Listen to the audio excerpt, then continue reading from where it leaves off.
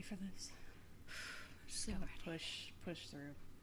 Hello and welcome to Doc to Me. My name is Heather. And I'm Kathleen. And this week we are going on a journey with the Hunt for the Skinwalker. This is a 2018 film written and directed by Jeremy Kenyon Lockyer Corbell. Long ass name. The tagline for this is Hunt for the Skinwalker is a documentary about the most intensive scientific study of a UFO and paranormal hotspot in human history. It's a really long tagline. And Robbie Williams shows up. We'll get to it. This film is bad. Like, I didn't end up with a lot of notes because it's just, there's so much that doesn't happen to be in this. It's a lot of like not happening. A lot of talking about stuff that happened, but no evidence or footage of that. It had no reason for being 2 hours long. Yeah, I was like, oh, I'm like at least halfway done. Nope, I'm only 30 minutes into it. It's so boring and slow that I forgot I had already seen this. So I apologize. It is a really bad one. But first, I want to get into our director because he clearly wrote his own IMDb page. It's long and unnecessary. Jeremy Kenyon Lockyer Corbell is an accidental artist. He is best known for his immersive mixed media art exhibitions that combine fine art, fashion, and film. A warrior who trained jiu-jitsu for the majority of his life. Teaching seminars around the world. The transition from warrior to filmmaker began when he acquired a near-fatal respiratory disease that changed his life. No longer able to train martial arts, Corbell found strength in art. The recovery experience launched his new life as a filmmaker. This sounds like a documentary. Corbell was born in Los Angeles, the son of an immigrant father who founded an importing business and a native Angelino mother, the daughter of a watchmaker. The middle of three boys, Corbell began the study of jiu-jitsu at the early age of 9. His full birth name was Jeremy Kenyon Lockyer Corbell. His second middle name, Lockyer, was given him to honor his great-uncle Edward Thomas Lockyer. Edward was a bare-knuckle prize fighter and a grocer's assistant. I don't want to ask how that happened. Who was traveling to America from London in April of 1912. Does that date sound familiar? Yes. He was a third-class passenger on the Titanic and died in the sinking.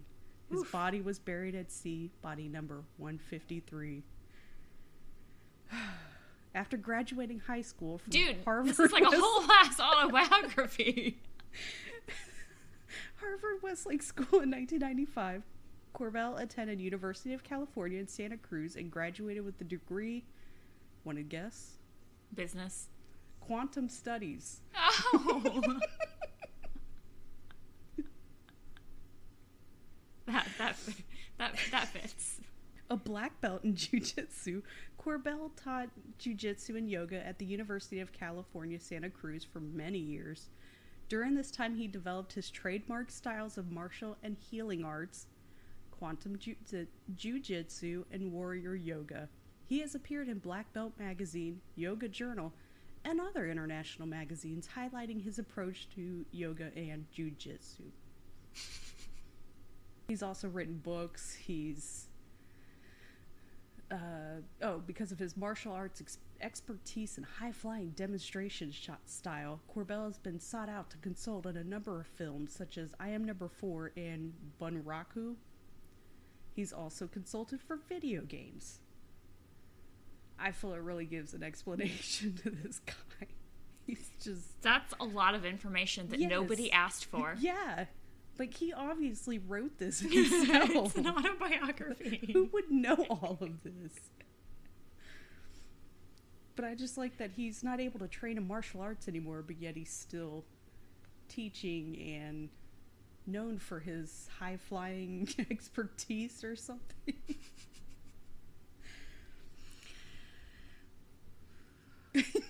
He's quite a character. He might need to do a documentary on himself, apparently. So this starts off by saying Skinwalker Ranch is the most studied paranormal hotspot in history.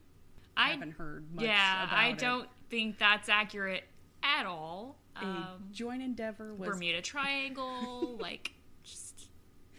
I can think of anything else. Yeah.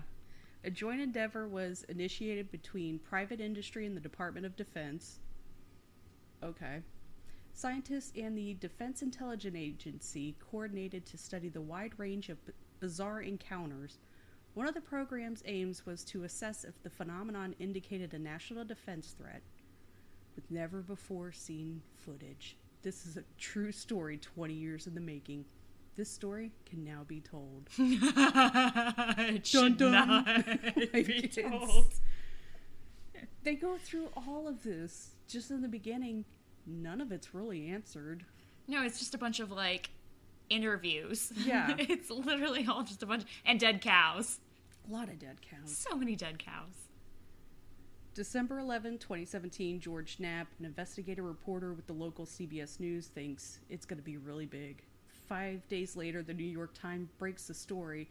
And what is this mind-blowing information that we people can no way handle? The Pentagon spent $22 million on UFO research over 5 years. Okay. Makes sense. I mean, $22 million doesn't seem that bad for the military. And it's over 5 years. Like, that's not that bad. Yeah. I mean... on par. Yeah. It seems really small. And breaking news, the U.S. Department of Defense has an active UFO identification program. No shit. If we have stuff flying over in our airspace, of course they're going to look into that and spend money. I think that people tend to forget that UFO is not always like some kind of extraterrestrial. Alien. Yeah. Extraterrestrial. It's like, you know, any unidentified object in the sky. So it could be someone else's government just, you know, hanging out. Yeah, they make it seem like it's something that it's not. It's aliens. Yeah. No, it's just something that we don't fucking know. Our government doesn't tell us everything if they're working on something. No, absolutely. Just a lot of bullshit. Yeah, they're completely blowing it out of the proportion. The government doesn't give two shits about aliens. They're just looking to figure out if it's Russia up to hijinks again. For all we know, it's our own government doing this, running tests. They're not going to tell us that. But yeah, spending $22 million to figure out if another country is trying to invade us. Absolutely. It's not a big deal.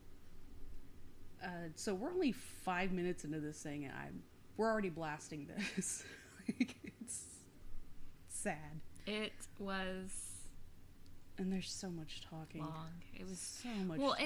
It was all interviews. It was like, you know, footage of interviews and just secondhand accounts, walking around the farm, walking around, and then drone shots of just desert. Yeah, I know what a desert looks like. It's pretty desolate. Also, be warned, there's lots of video footage of someone just poking mutilated dead cows. George Knapp was originally going to make his own documentary about all this, but ended up just passing it on to this guy. Because he probably realized it was a failure. It felt like 70% of the research was done. And he was just like, you take care of it. Yeah, he's like... Because it was even like his own interviews and information. And God, the way he loved to describe stuff. He would go on like a 5-minute thing about the beauty of the desert. I'm like, it's a desert. We know what a desert looks like. Yeah, it looked like it was hot and gross. But George wrote the book, Hunt for the Skinwalker, and he's frequently a host on Coast to Coast AM, so this dude's legit when it comes to, like, aliens and paranormal. I don't know why we're even calling it a skinwalker. Like, there's so much going on at this ranch. Like, why? I don't know. They keep talking about this being rare footage that's banned from the public, and it's literally just tapes of dead cows, dead animals. You can find that shit on YouTube. Not that extreme. Can you imagine if this dude kept everything in storage and then did pay for it and someone bought the storage and just found all these tapes of dead cows? Being poked with knives. That would fuck up your day. They take way too long to even get into what a skinwalker is, which, you know, is what the ranch is named after. You think that would be the top thing. Yeah, like, why are we calling it Skinwalker Ranch? And then even then, they go into this huge explanation about it. So, here you go. In Navajo culture, a skinwalker is a type of harmful witch who has the ability to turn into, possess, or disguise themselves as an animal. Animals associated with witchcraft usually include tricksters, such as coyotes, and they love to use trickster in this documentary. So if you had a shot for every time they said trickster, you'd be dead. However, it may include other animals, or other creatures, usually those associated with death or bad omens. They might also possess living animals or people and walk around in their bodies. Skinwalkers, they may be male or female. So, I mean, there's... So basically anything. Yes. Like, literally anything. Everything out in the desert's trying to kill you. So, this ranch is near Native American land, and therefore, it's a throughway for skinwalkers. Oh, and it's definitely white dudes discussing the Native American beliefs in this documentary. Yeah, I don't know that I saw a single Native American person. Like, people they talk to later on about what they've seen, but not...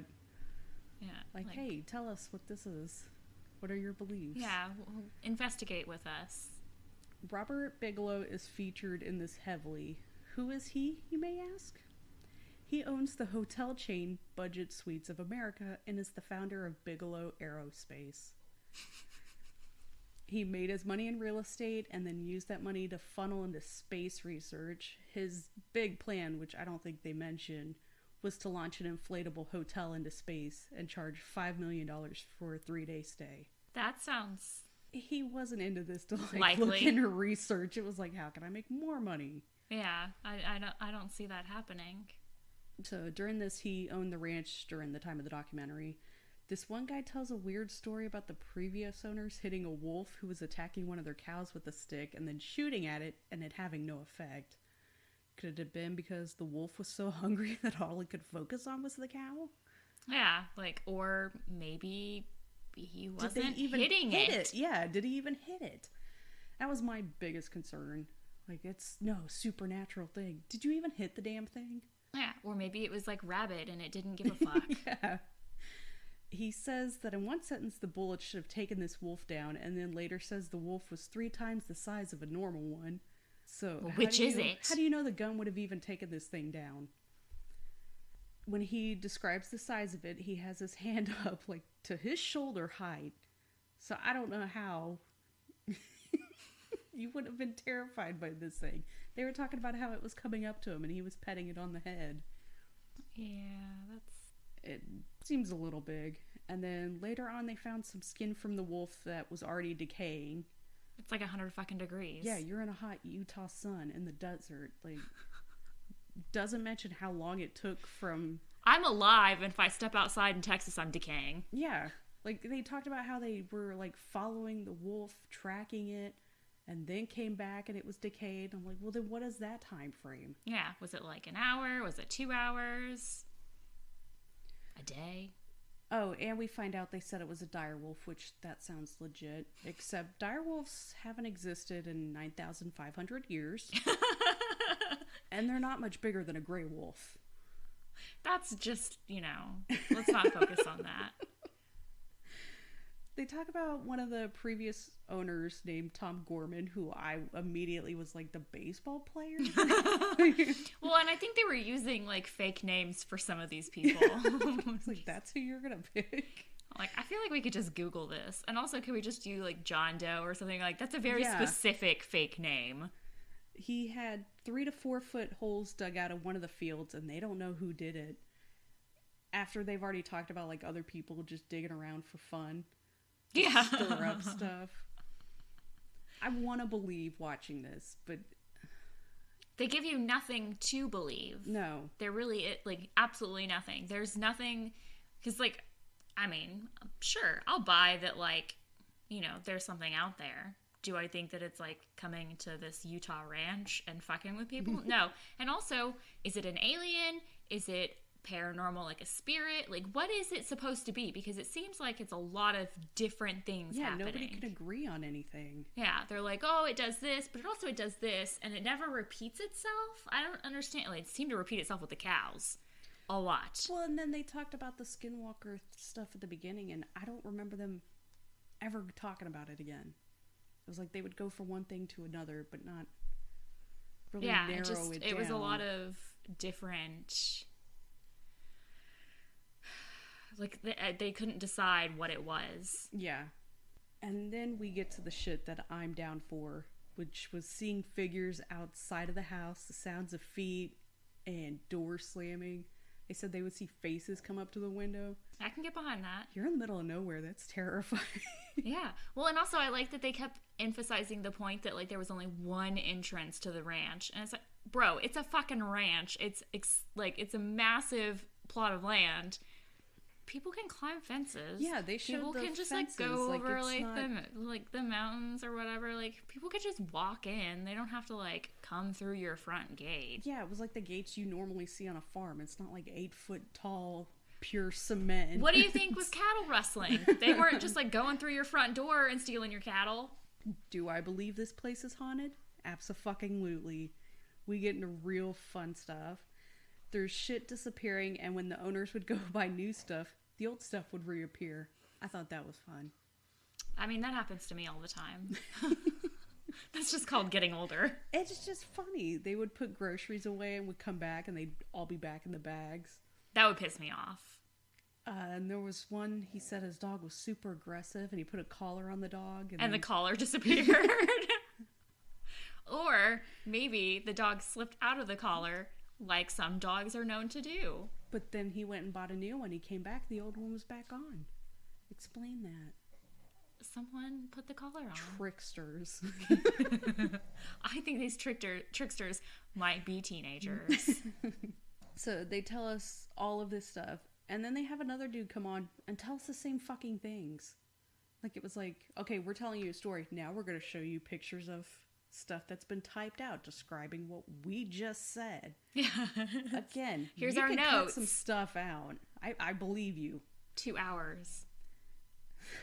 And they keep saying trickster incidents over and over. It's just funny goofs. Oh, that trickster. We get to the one lady who I feel for. She's witnessed stuff, and 2 other people that she knows that witnessed stuff with her or just were connected to her ended up with cancer. Her only concern is if all this stuff that people are witnessing is real or if it's just the government, which that's understandable. It's a valid concern. She wants answers. She thinks that it's all real. And then we get into wormhole shit, but it's definitely not the government.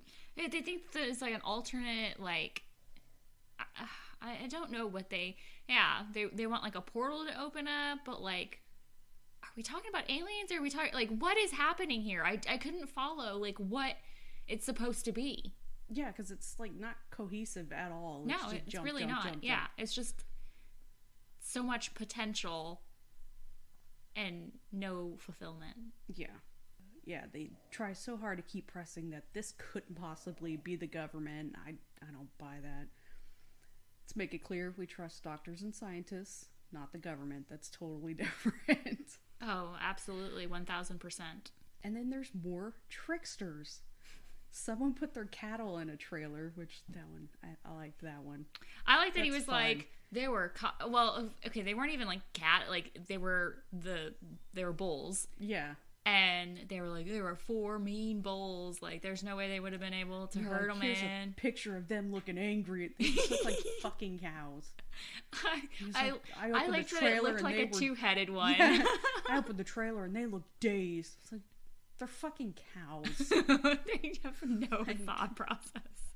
Well, and I like that he was like trying to emphasize the point that like the door had never been opened and there were still cobwebs and like, how can there be cobwebs if you opened it to get the cattle out? Like, and he's like, it took us 4 hours to herd them out of the trailer and into their pen, and they were in that for like, they disappeared into the trailer in like an hour, so it's not possible that someone got them in there. And just none of that, like, not to mention, like, who's to say that you're not just making shit up? Like the God, what is that one family, the Amityville one? Yes. Yeah. Like, what's to say you're not just making stuff up to get like fame and notoriety? Like, I don't buy that there were cobwebs still on it. I don't buy that the cows just somehow went into a portal and ended up in the trailer. Just... They were dazed. Maybe the cows got high. I don't know. Also, can we talk about, like, the whole, like, head of cattle? Like, it reminded me of this, like, episode of Small Town Murder that I listened to recently, where they were trying to decide what head of cattle meant. Like, is it, like, each cow is a head of cattle? Or is it, like, a certain number is a head of cattle? Like a group. Like a group. And then they were joking about, like, just heads of cows. Well, and then they talked in this, like, they had, like, 14 cows or something, and a bunch of them disappeared, so then they only had 4. Yeah, and so they were worried about losing more because, you know, they were, like, talking about how those bulls were so expensive, and, like, they were well-bred, and so they were worried about losing them, and then, like, they disappeared after, like, an hour after they were talking about that, and so Yeah. they thought the tricksters, like, thought it would be funny to steal the cows, but then they found them in the trailer, and yada, yada, yada.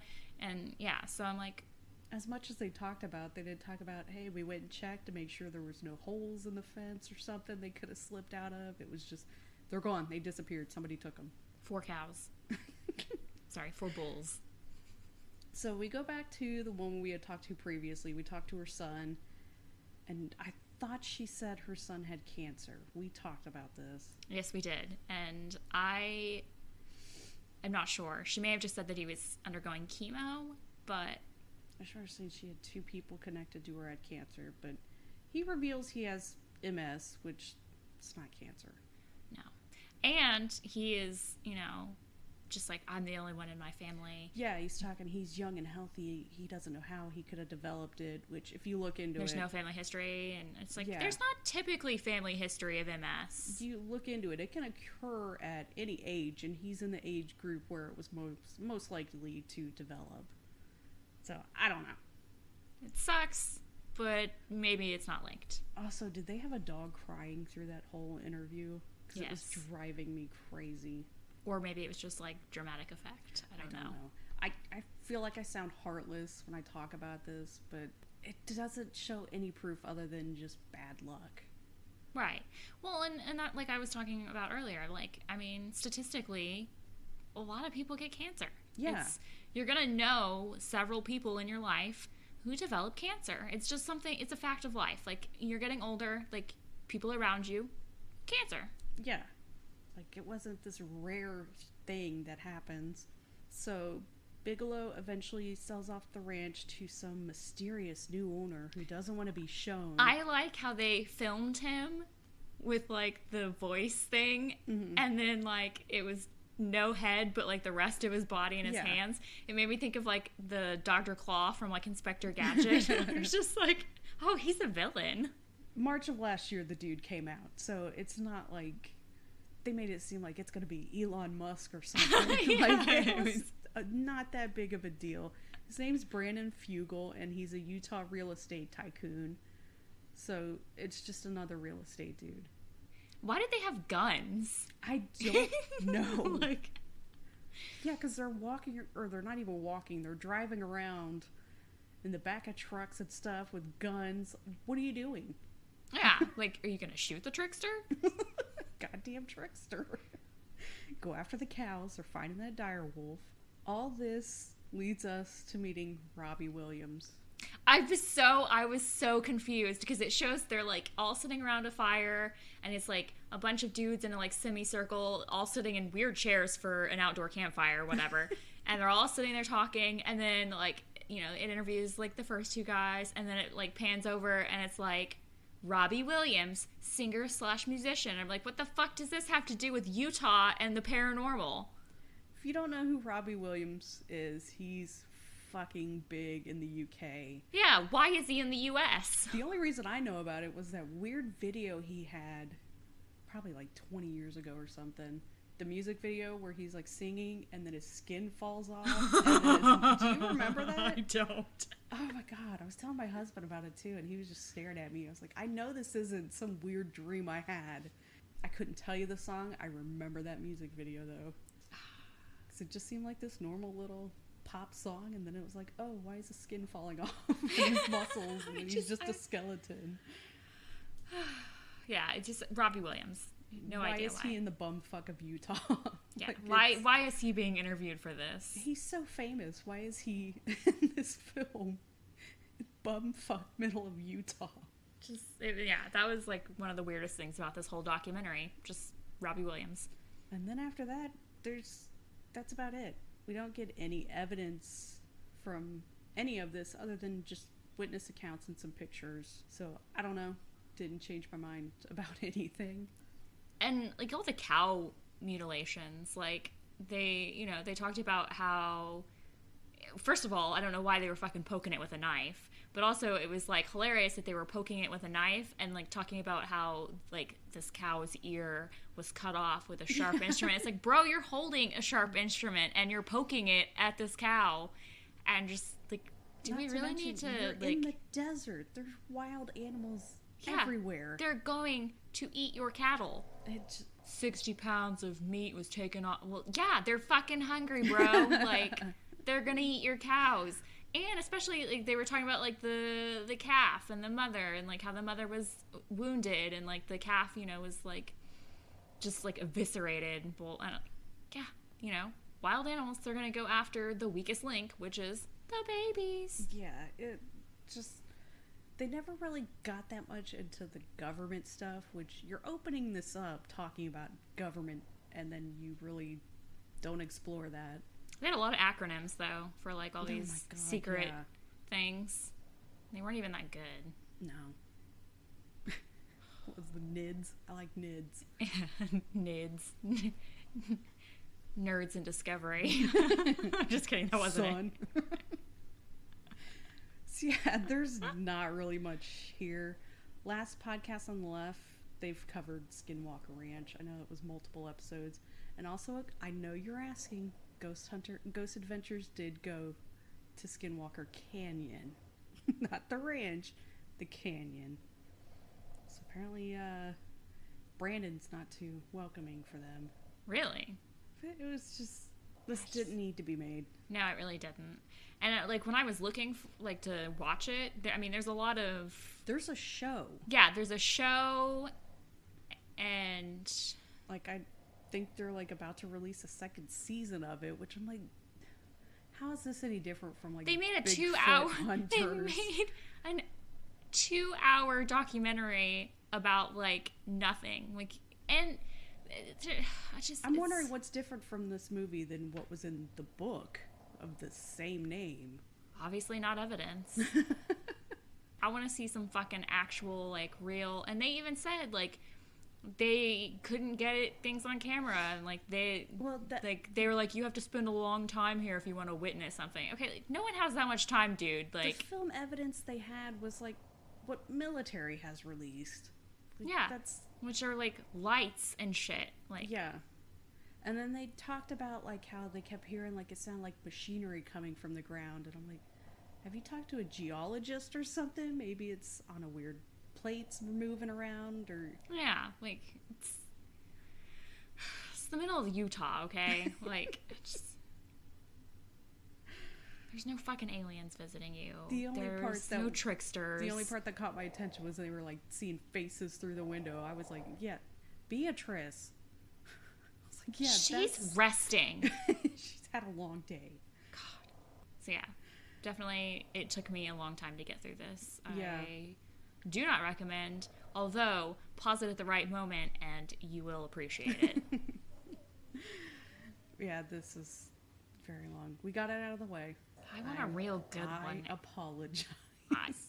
I was excited at the idea of, like, aliens or whatever. Like, yeah, normally when I'm watching these, I'm, like, constantly pausing, taking notes. This one, I was up walking around, like, just so much talking. Dude, I fell asleep halfway through and, like, had to pause it and come back. I was like, okay, I can't keep my eyes open. It's bad. But we'll have to find, like, a good alien one. I think that one... Was it Netflix that's coming? Or no, it was... I know Showtime had one. There's one I remember talking about with you. There's an alien one coming soon. And we'll do that one. But this one was shit. Don't watch it. No, don't watch it. I think it was rated a 4.4, which that's generous. Yeah, like, That is not. I feel like they may have rated themselves as well as writing their Love After autobiography. Trouble is like sitting at an 8%. And that's a great movie. How is that worse? Just, it was bad. I'm sorry. You pick the next one. It's all on you this time. Don't put that juju on me. Can't be responsible for other people. I'll just blame it on the tricksters. Those fucking tricksters. I haven't heard that word in so long. It was just... It's my new favorite word. Yeah. Tricksters. Anything else you wanted to add? No, it was bad. Well, I'm glad we at least did this one. It was short, so we could watch Love After Lockup for yes. 3 hours. Was it only 3? It was like 4 hours of like Love After 4 Lockup. hours. Yeah, now we're caught up, so now we don't know what to do. Google and find out more behind the scenes information about what happens in Love After Lockup, or go back and watch season 1. Oh my god, that was like 3 years ago. Which just means that there's more shit that's happened, like people dying. Oh, really? Yeah. Okay, I gotta go. Yeah, we need to end this so we can watch it. Love After Lockup. All right, we'll be back next week. Bye. Bye.